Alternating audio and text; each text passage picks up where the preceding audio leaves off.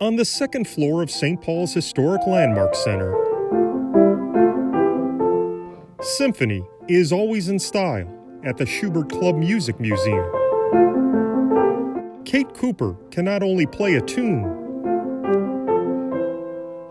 and this gallery is called the Music Makers Zone. she can also give a tour. This, of course, is our Schubert Club icon. We have what we call the instrument tornado. Of this organization founded more than a century ago. The oldest music organization in the state of Minnesota, for sure. Here we have our area where visitors can play keyboard instruments. The museum holds world-class musical instruments. I think these are some of our favorites that we have on exhibit here. With an out-of-this-world collection of letters. I think it just humanizes these people, that they had problems just like we do. The museum has more than 100 rare original letters from famous composers. They're an amazing collection of beautiful letters telling of love and passion and happiness and sadness, grief. Some of them talk about business struggles. They range widely in time, from an 18th century Mozart letter to a 20th century John Philip Sousa. This is a love letter. It's dated 1790.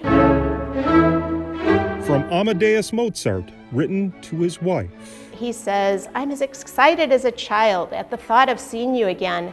If people could see into my heart, I should almost feel ashamed." And he starts the letter out, of course, "Dearest little wife of my heart." And in closing, he says, "I am ever your husband who loves you with all his soul." This is a business letter. It was written in 1815. From Ludwig Beethoven, written over the purchase of a piano.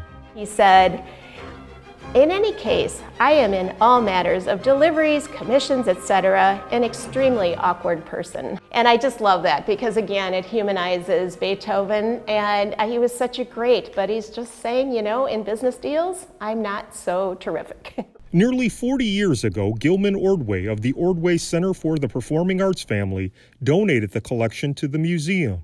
It's hard to say just how much the collection is worth. Since the letters are all one of a kind, it's easy to say they're priceless. They're priceless because they can't be replaced. Barry Kempton is the Schubert Club's artistic and executive director. We all know the music that's written by these composers.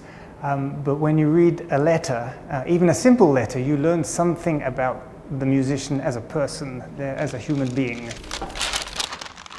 Holding history in your hand, written by legends, brings stars down to earth. It's kind of like in the modern day reading someone's email. You know, whoever you are, you're going to have issues that you need to deal with. Business issues, money issues, health issues. The museum is on the search for a letter by Minnesota composer Prince Rogers Nelson.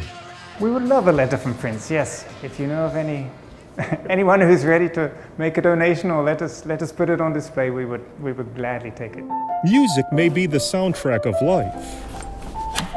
These letters show those who create music, life isn't always in harmony. Joe Mason, 5 Eyewitness News.